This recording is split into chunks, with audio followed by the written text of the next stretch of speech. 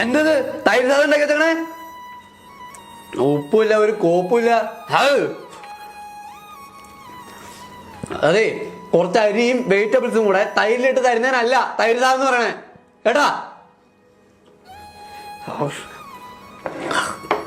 നിന്നെ ഞാൻ ഇങ്ങോട്ടേക്ക് കെട്ടിക്കൊണ്ടുവന്നെന്തിനാ?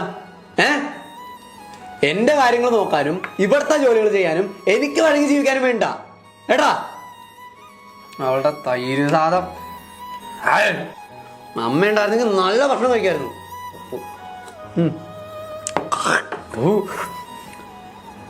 നോക്കിയിരിക്കണം നീ.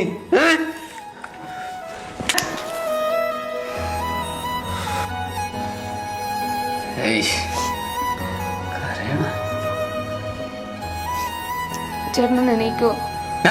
ഞാനോ? ഒന്ന് എണീക്കോ? ഞാൻ നടക്കാൻ വേണ്ടിയിരിക്കണേ കൊണ്ടേ കളയത്.